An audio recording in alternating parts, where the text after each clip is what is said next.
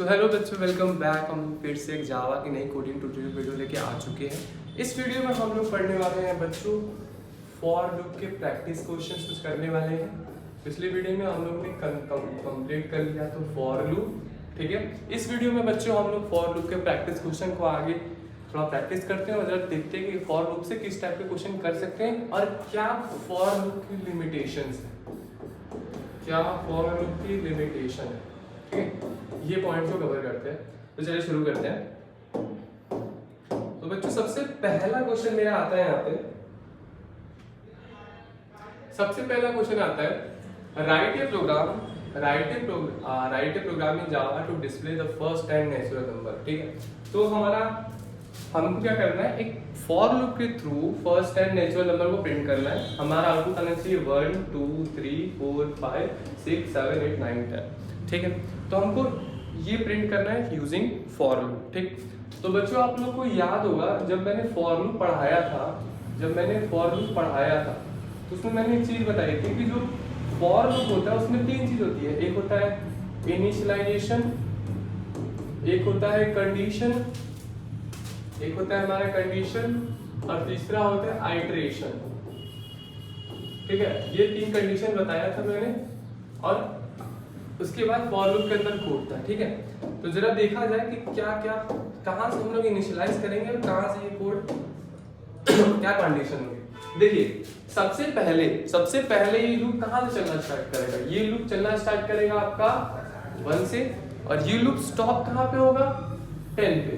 तो हमको पता चल गया कि क्या कि फॉर लूप जो हम चलाएंगे वो 1 से लेके 10 तक चलेगा, ठीक है। ये हमको पता चल गया, ठीक। तो हम फॉर लूप को हमको जो इनिशियलाइज करना है, फॉर लूप को इनिशियलाइज कहां से करना होगा, हमको फॉर लूप को इनिशियलाइज करना होगा 1 से, ठीक। ये पता चल गया। अब इनिशियलाइज करना होगा 1 से। अब बच्चों आप ये सोचिए कि इसकी कंडीशन क्या है। हमको फॉर लूप चलाना है 1 से 10 के बीच में, तो कंडीशन क्या देंगे हम, ऐसे क्या कंडीशन देंगे कि जो मेरी आई की वैल्यू है वो हमेशा 10 तक ही जाए, मतलब 10 तक ही जाए। तो क्या मैं ये कंडीशन दे सकता हूँ, क्या i लेस देन 11 दे दूँ, क्या ये मैं कंडीशन दे सकता हूँ। अगर मैं ये कंडीशन दे सकता हूँ, जरा सोचिए कि जो भी i की वैल्यू होगी 1 2 3 4 5 6 7, वो i की वैल्यू 1 से 2 3 करते करते करते 10 तक जाएगी, लेकिन 11th वाले को टच नहीं करेगी, ठीक। मतलब हमारा i 1 से लेकर 10 ही तक जा सकता है, ठीक। तो मेरा एक कंडीशन वाला पार्ट हो चुका। अब हमारा तीसरा पार्ट क्या है, आइटरेशन। अब क्योंकि देखिए हमको जो लूप चलाना है वो इंक्रीजिंग ऑर्डर में चलाना है, 1 2 3 4 5 6 7 8 9 10। तो हम यहाँ पे इंक्रीमेंट कर देंगे i प्लस प्लस, ठीक है। ये मेरा हो जाएगा लूप। अब इस लूप के बाद इस लूप के अंदर हमको क्या कोड करना है, हमको ये बार बार वैल्यू को प्रिंट कराना है, इस वैल्यू को प्रिंट कराना है। तो हम अपना सिस्टम डॉट आउट के अंदर i की वैल्यू प्रिंट करा देंगे, सिस्टम डॉट आउट के अंदर i की वैल्यू प्रिंट करा देंगे, ठीक। तो ये बच्चों सबसे छोटा सा था। चलिए इसका कोड देख लेते हैं। सेम जो मैंने बताया बच्चों, हम लोग इनिशियलाइज करेंगे बच्चों i की वैल्यू 1 से, i की value i less than equal to 10। ये कंडीशन भी अगर बच्चों आप करेंगे तो भी सही है, बिकॉज या तो आप ये कंडीशन या फिर ये लिख दें कि i less than equal to 11, ठीक। दोनों सही है। चाहे ये कर दो कि i की वैल्यू 1 से स्टार्ट होगी और 10 से कम और 10 तक ही जाएगी, या फिर आप ये कर दो कि i की वैल्यू 1 से स्टार्ट होगी और लेस देन 11 जाएगी, ठीक है। दोनों कंडीशन ट्रू है बच्चों। और यहाँ पे हमने इंक्रीमेंट कर दिया और उसके बाद सिस्टम डॉट आउट के अंदर हमने i की वैल्यू प्रिंट कर दी, ठीक। अच्छा, ये मैंने क्यों दिया, ये मैंने इसलिए दिया ताकि जब 1 वैल्यू प्रिंट हो जाए तो थोड़ा सा स्पेस ले ले और उसके बाद दूसरी वैल्यू प्रिंट हो, फिर थोड़ा सा स्पेस ले ले, फिर तीसरी वैल्यू प्रिंट हो, ताकि हमको सारे डिजिट्स अलग अलग दिखे, ठीक है बच्चों। चलिए अब नेक्स्ट क्वेश्चन की तरफ बढ़ते हैं। तो हमारा नेक्स्ट क्वेश्चन है write a Java program to compute the sum of first 10 natural number, ठीक है। अभी हम लोग ने 1 से लेके 10 तक प्रिंट कराना आ गया है, ठीक है।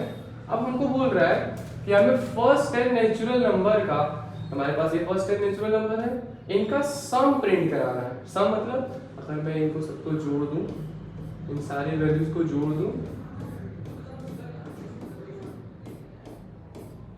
तो इनका जो सम आया उसको प्रिंट कराना है। ठीक है, कैसे होगा बच्चों, सोचिए आपको, आप ये सारी वैल्यू को एक्सेस कर लेते हो थ्रू किसके, फॉर लूप के। फॉर लूप अगर आप एक 1 से लेके 10 तक चला दोगे तो मेरा ये काम हो जाएगा। अब आप ये सोचो बच्चों कि आपको इनका सम करना है, इनका सम करना है। कैसे होगा सम, सोचिए।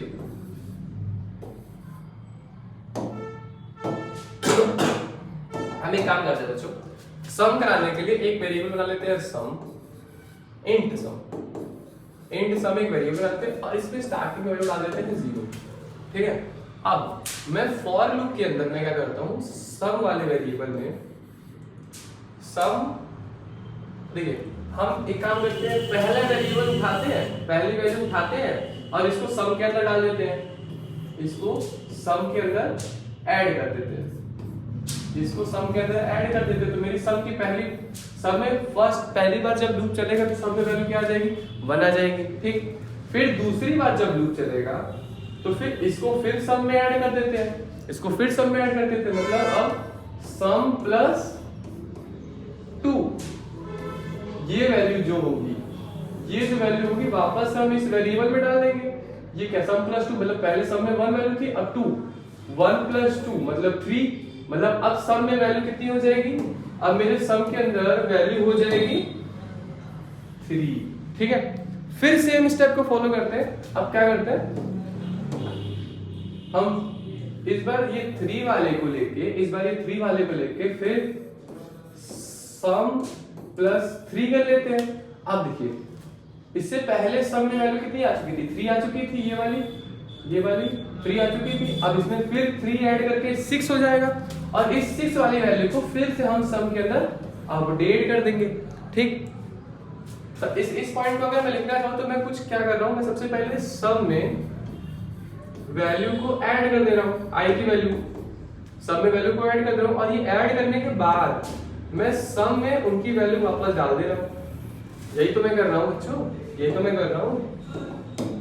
सम में देखिए यहाँ पे अभी एक्चुअली में वैल्यू है 3 और आई की वैल्यू क्या है, यहाँ पे आई की वैल्यू भी 3, इस वाली कंडीशन के लिए देख लिए।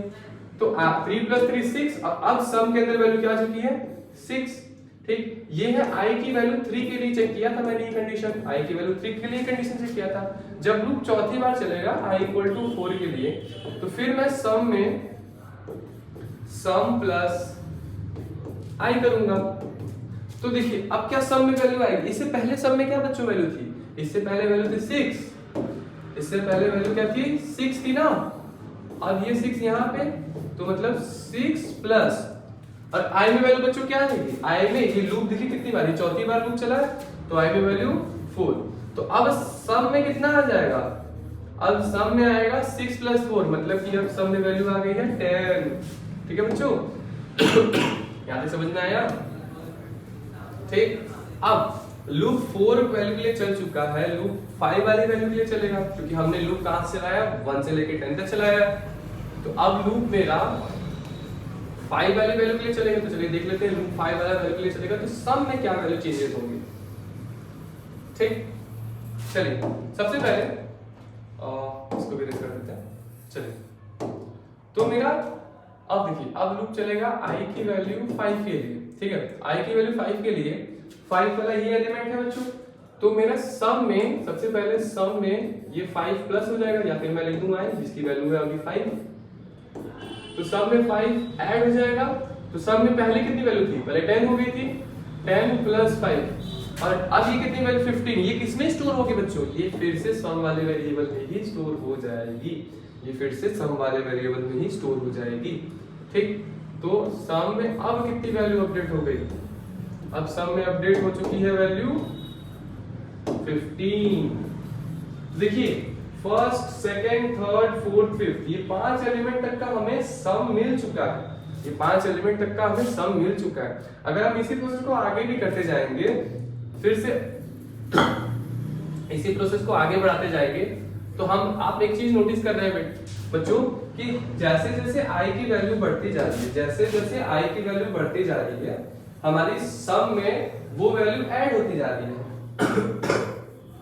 हमारे सम में वो वैल्यू ऐड होती जा रही है। इस बात को यहाँ पे देखिए, अभी देखिए i की वैल्यू 5 के लिए देख लिया, अब हम i की वैल्यू 6 के लिए देखते हैं, i की वैल्यू 6 के लिए देखते हैं। तो सम में वैल्यू कितनी, इससे पहले सम में वैल्यू हो चुकी थी 50, तो अब फिर सम i प्लस 1 करेंगे, मतलब 15 प्लस i की वैल्यू है 6, 15 प्लस 6 21। तो अब मेरी सम में वैल्यू आ चुकी है 21, तो ये वैल्यू अपडेट होके मेरी 21 हो गई। ठीक, ये मेरी 21 हो गई। अब हम i की वैल्यू जरा 7 के लिए देख लेते हैं, तो sum equal to sum plus i। अब यहाँ पे देखिए सम की वैल्यू कितनी है 21 है और i की वैल्यू कितनी है 7 है, तो ये 21 प्लस 7 कितना हो जाएगा बच्चों, मेरा ये 28 हो जाएगा। तो अब मेरी सम की वैल्यू क्या हो चुकी है 28। ठीक, अब i की वैल्यू 7 के लिए देख लीजिए। अब हम जरा एक काम करते हैं, i की वैल्यू 8 के लिए देख लेते हैं। i की वैल्यू 8 के लिए हम सबसे पहले सम में उसको ऐड कर देंगे, सम प्लस i, मतलब i की वैल्यू है यहाँ पे 8 और सम में कितनी वैल्यू है बच्चों 28, तो 28 प्लस i की वैल्यू कितना है 8। ये वैल्यू किधर स्टोर कराएंगे, ये वापस से हम सम में स्टोर करा देंगे। तो मेरी सम में वैल्यू अब कितनी आ चुकी है बच्चों, ये नहीं, अब मेरी सम में वैल्यू है 28 प्लस 8 मींस 36। ठीक है, ये मेरी सम में वैल्यू आ चुकी है। जरा इरेज कर दिया जाए, हमने i की वैल्यू 7 के लिए देख लिया, 8 के लिए देख लिया। अब i की वैल्यू किसके लिए देखेंगे, अब हम चेक करेंगे 9 के लिए i की वैल्यू 10 चेक के लिए चेक करेंगे। यहां तक समझ में आया बच्चों? ठीक, चलिए अब हम देखते हैं, i की वैल्यू 8 के लिए देख लिया, i की वैल्यू 9 के लिए देख लेते हैं। तो sum equal to sum plus i की वैल्यू क्या है अभी 9 है यहाँ पे, और सम की वैल्यू क्या है, सम की वैल्यू यहाँ पे कितनी थी, लास्ट वाला सम क्या था 36 था ना, तो यहाँ पे 36 ऐड हो जाएगा। तो 36 प्लस 9 कितना हो जाएगा बच्चों 45। ये 45 आपके सम में वापस से अपडेट हो जाएगा। तो अब सम में वैल्यू आ चुकी है 45, i की वैल्यू 9 के लिए देख लीजिए। अब एक बार लास्ट वाले एलिमेंट के लिए देख लेते हैं, जो कि है i की वैल्यू 10, i की वैल्यू 10। चलिए i की वैल्यू कितनी है 10, i की वैल्यू 10 के लिए क्या होगा बच्चों, हम सम में सबसे पहले तो स्टोर करा लेंगे i, ये करा लेंगे। तो सम की वैल्यू क्या थी 45, तो 45 प्लस i। अब इसको कहां स्टोर कराओगे, i की वैल्यू है यहाँ पे 10, तो इसको कहां स्टोर कराओगे, इसको भी आप सम में ही तो स्टोर कराओगे। ठीक, तो 45 प्लस 10 मतलब कितना 55। तो मेरे सम में वैल्यू अब कितनी होगी बच्चों, अब मेरे सम में वैल्यू हो चुकी है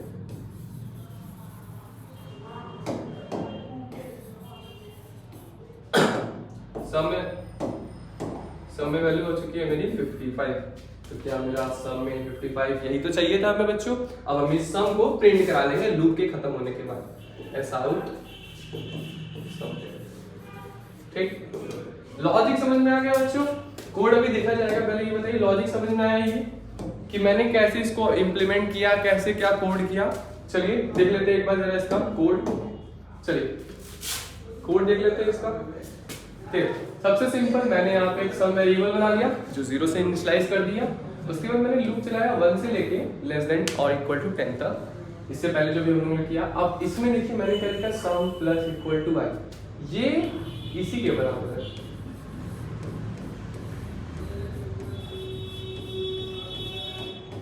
ये दोनों चीज सेम है, ये दोनों चीज सेम है। ठीक है बच्चों, इसी को शॉर्टकट मेथड से ऐसे लिखा जाता है, तो दोनों में कोई डिफरेंस नहीं है। ठीक, जब मेरा ये लूप पूरा चल जाएगा 1 से लेके 10 तक, तो मेरे सम में वेरिएबल में वैल्यू क्या आएगी 55। अब जब मेरे उसमें 55 आ जाएगी तो मैं उसको प्रिंट करा लूंगा सिस्टम डॉट आउट लूप के बाहर। ये बात ध्यान रखिएगा बच्चों, लूप के बाहर में प्रिंट कराऊंगा system dot out print sum of the first 10 natural number is sum. ठीक है बच्चों, आई होप आप लोगों को समझ में आ गया होगा। ठीक है, चलिए नेक्स्ट क्वेश्चन की तरफ बढ़ते हैं बच्चों। नेक्स्ट बेसिक क्वेश्चन की तरफ बढ़ते हैं हम लोग। ओके, सो मेरा थर्ड क्वेश्चन है, write a program in Java to display the N terms of a natural number and their sum. अब बच्चों आपको क्या करना है, सबसे पहले इस क्वेश्चन में आपको पहले बात तो एक इनपुट लेना है। इस क्वेश्चन में सॉरी बच्चों, इस क्वेश्चन में आपको एक इनपुट लेना है। इनपुट कोई नंबर, कोई भी नेचुरल नंबर होगा और उस इनपुट तक आपको सम करके देना है। मैंने क्या बोला, उस इनपुट तक आपको सम करके देना। जैसे कि मान लीजिए यूजर ने 7 इनपुट दे दिया तो सम आना चाहिए 1 + 2 का +3 का +4 का +5 का +6 का +7 का, हमको यहाँ तक सम आना चाहिए। ठीक है, अगर यूजर ने 5 इनपुट किया है तो मेरा सम आना चाहिए 1 + 2 +3 +4 +5।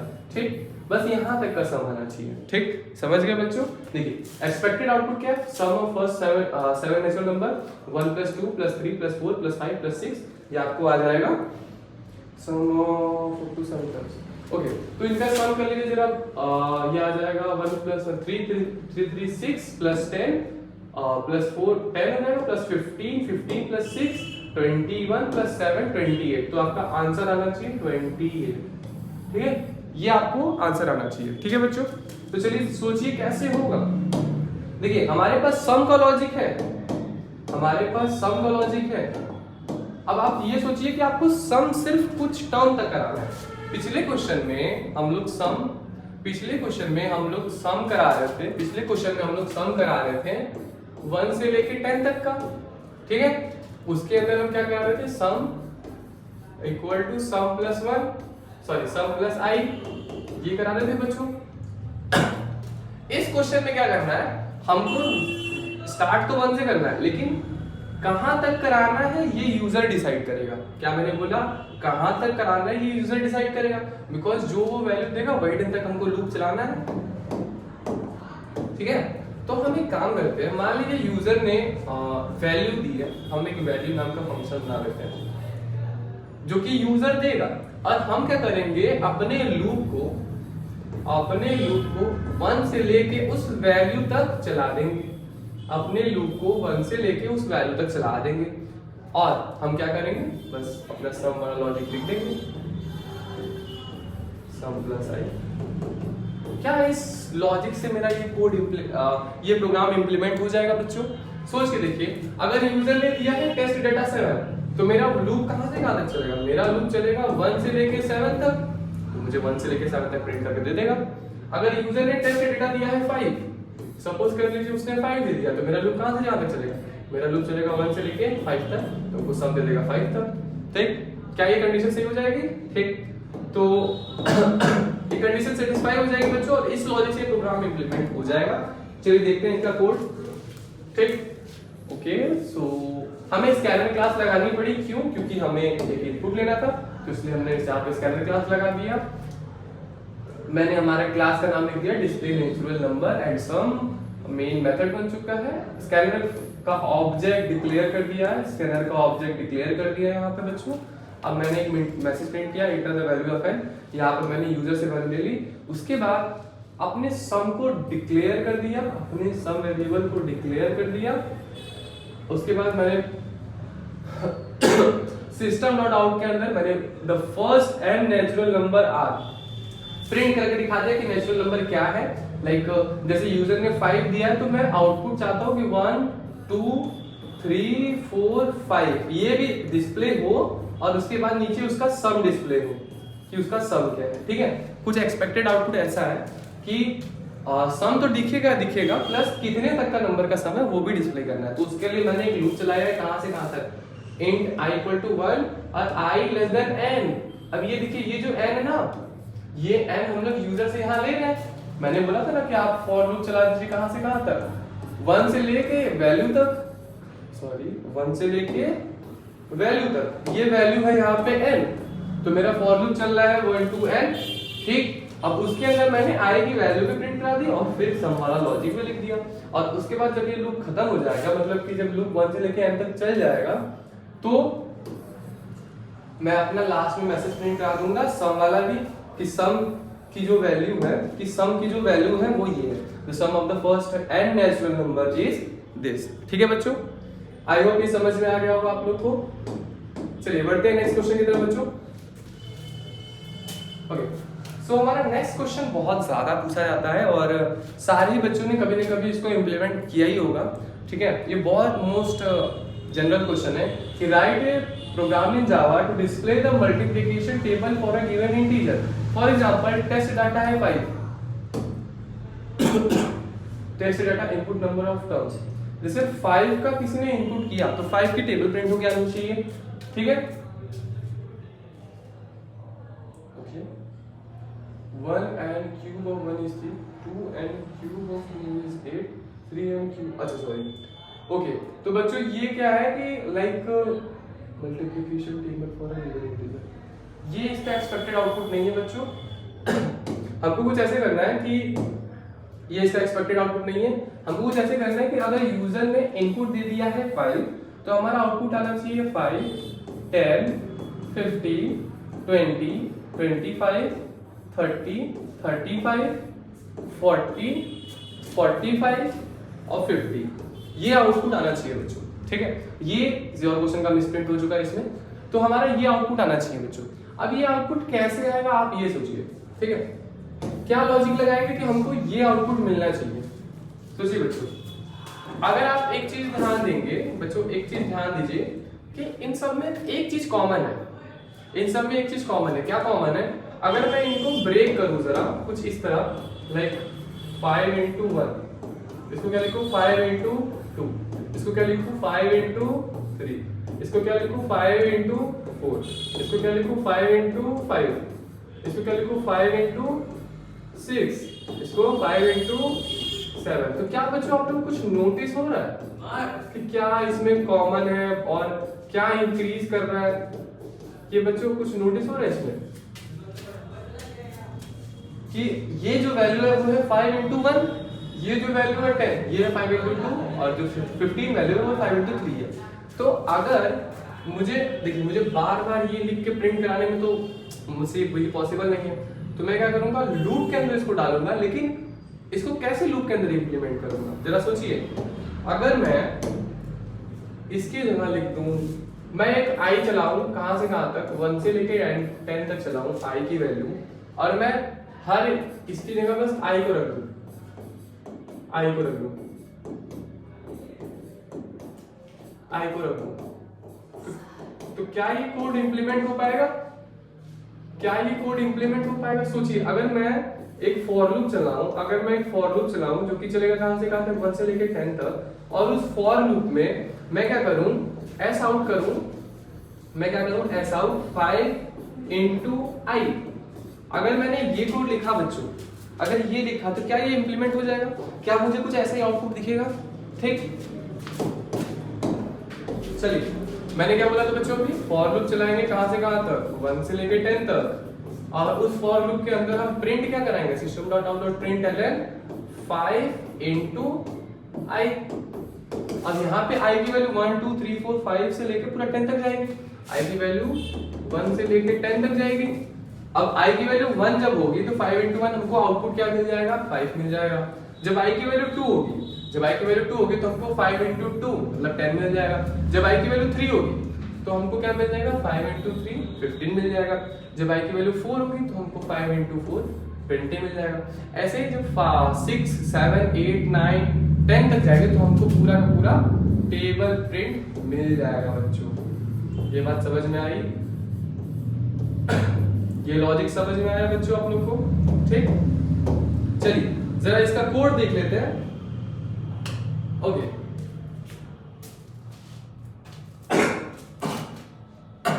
तो बच्चों ये रहा हमारा कोड। इसमें हमने कुछ नहीं किया, एक स्कैनर को डिफाइन कर दिया है, क्योंकि हमको यूजर से एक इनपुट वैल्यू लेनी है, इसलिए हम लोगों ने स्कैनर डिफाइन कर दिया है, इनपुट जावा util.scanner। इसके बाद मल्टीप्लिकेशन, ये हमारी क्लास का नेम हो चुका है, ये मेरा मेन हो चुका है। अब मेन के बाद देखिए यहाँ पे मैंने स्कैनर का ऑब्जेक्ट बना लिया है, स्कैनर का ऑब्जेक्ट बना लिया है, मैंने स्कैनर का ऑब्जेक्ट बना लिया। उसके बाद मैंने प्रिंट कर दिया enter an integer to display its multiplication table, ठीक है। आउटपुट मैसेज एक मैसेज प्रिंट कर दिया। उसके बाद इंट स्कैनर इक्वल्स टू, यहाँ पे मैंने एक इंटीजर ले लिया है यूजर से।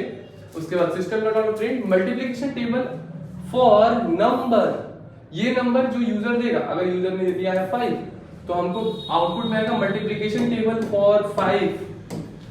अब यहां पे देखिए for int i equal i assign 1 i less than equal to 10, मतलब कि मेरा जो फॉर लूप है वो 1 से लेके 10 तक चल रहा है। फॉर लूप 1 से लेके 10 तक चल रहा है। अब फॉर लूप के अंदर system dot out dot println number x i equal to number i, या फिर आप ये समझिए इसको पूरा हटा के आप सिंपल ये लिखिए सीधे नंबर इनटू i। अगर आप ये भी लिखेंगे, ये देखिए प्रॉपर फॉर्मेट में डिस्प्ले हुआ है बच्चों। आप अगर नहीं चाहते हो इतना, अगर आपको ये लग रहा है कि सर ये क्या है, तो आप इसको अवॉइड करके आप सीधे लिखिए नंबर इनटू i। अब यहाँ पे नंबर की वैल्यू क्या है बच्चों, जो यूजर ने जिसका टेबल प्रिंट करने के लिए दिया है वही तो है नंबर की वैल्यू, वही तो है नंबर की वैल्यू, मतलब यहाँ पे 5 हो जाएगा इनटू ये क्या है i, ये तो लूप वाला i है जो 1 से लेके 10 तक जाएगा, तो 5 इनटू i। जब i की वैल्यू 1 होगी तो हमको 5 आउटपुट मिलेगा, जब i की वैल्यू 2 होगी तो हमको 10 आउटपुट मिलेगा, जब i की वैल्यू 3 होगी तो हमको 15 आउटपुट मिलेगा। ठीक है बच्चों, ये बात समझ में आई। और i की वैल्यू कहां से कहां तक जाएगी, i की वैल्यू 1 से लेके 10 तक जाएगी, तो i की वैल्यू 1 से लेके 10 तक जाएगी। अब यहाँ पे चेक करिए i की वैल्यू जब 1 होगी तो हमें आउटपुट 5 मिल जाएगा, i की वैल्यू 2 होगी तो आउटपुट 10 मिल जाएगा, i की वैल्यू 3 होगी तो आउटपुट 15 मिल जाएगा, 4 तो 4 इंटू 5 मतलब आउटपुट 20, 5 होगी तो आउटपुट क्या मिलेगा हमको 25 मिल जाएगा। जब 6 होगी तो आउटपुट हमको क्या मिल जाएगा 30 मिल जाएगा, जब 7 होगी तो आउटपुट 35 मिल जाएगा, जब 8 होगी तो हमें आउटपुट 40 मिल जाएगा, जब 9 होगी तो 45 और जब 10 होगी तो 50। अब देखिए मैंने लूप कहां से कहां तक चलाया, i 1 से लेके 10 तक चलाया। अब जब i की वैल्यू 10 हो जाएगी, बच्चों मैं इसको इरेज कर देता हूं, जब i की वैल्यू 10 हो जाएगी मतलब मैंने 50 तक मैंने प्रिंट कर चुका है, जब i की वैल्यू 10 हो चुकी है उसके बाद जब ये वाला कंडीशन i प्लस प्लस करेगा मतलब i की वैल्यू हो जाएगी 11। इस कंडीशन के लिए ये ट्रू नहीं है, i की इस वैल्यू के लिए ये कंडीशन ट्रू नहीं है, तो मेरा ये लूप एग्जिट कर जाएगा और प्रोग्राम मेरा टर्मिनेट हो जाएगा, प्रोग्राम मेरा रुक जाएगा, बिकॉज इसके नीचे कोई कोड नहीं है। ठीक है बच्चों, तो आई होप आप लोग को ये मल्टीप्लिकेशन टेबल वाला भी समझ में आया होगा। ठीक है बच्चों, तो ये कुछ बेसिक्स के क्वेश्चंस थे जो फॉर लूप के थ्रू हम लोग ने इंप्लीमेंट किया था। और हाँ, एक हम लिमिटेशन पे भी बात कर लेते हैं कि फॉर लूप का लिमिटेशन क्या है। कभी कभी पूछा जाता है कि why we use while loop, जैसे कभी कभी पूछा जाता है difference between for loop and while loop, कि क्यों व्हाइल लूप हम लोग ने बनाया, हमारे पास फॉर लूप था।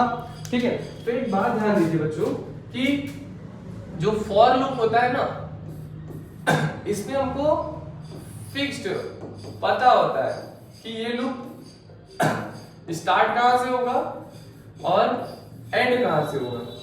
ठीक है, ये हमको पता रहता है कि जो फॉर लूप है वो स्टार्ट कहां से होगा और एंड कहां से होगा। हमें व्हाइल लूप पता नहीं रहता है कि हमको पता है स्टार्ट कहां से होगा, लेकिन हमको एंड नहीं पता रहता है व्हाइल लूप में। ठीक है बच्चों, हमको फॉर लूप की यही लिमिटेशन है कि हमको इसका एंड पता होता है तभी हम फॉर लूप लगाते हैं। ठीक है, जैसे ये सारे क्वेश्चंस में 1 से लेके 10 तक जा रहे थे, 1 से लेके n तक जा रहे थे, लेकिन किसी फिक्स्ड वैल्यू तक जा रहे थे जो हमको पहले से पता है। ठीक है, लेकिन व्हाइल लूप जब आप लगाओगे ना, अभी आगे व्हाइल लूप से भी क्वेश्चन इंप्लीमेंट किया जाएगा, तो व्हाइल लूप जब आप ये लगाओगे तो आपको पता नहीं रहेगा कि आप 1 से कहां तक जा रहे हो, आपको पता नहीं रहेगा कि आप मान लीजिए 10 से स्टार्ट किए हो तो कहां तक जा रहे हो। ठीक है, तो यही फॉर लूप का एक लिमिटेशन है कि फॉर लूप लगाने के लिए आपको स्टार्ट और एंड पता होना चाहिए। ठीक है बच्चों, आई भी समझ में आएगा। चलिए, तो आज के लिए इतना ही बच्चों, मिलते हैं नेक्स्ट वीडियो में, तब तक के लिए थैंक यू।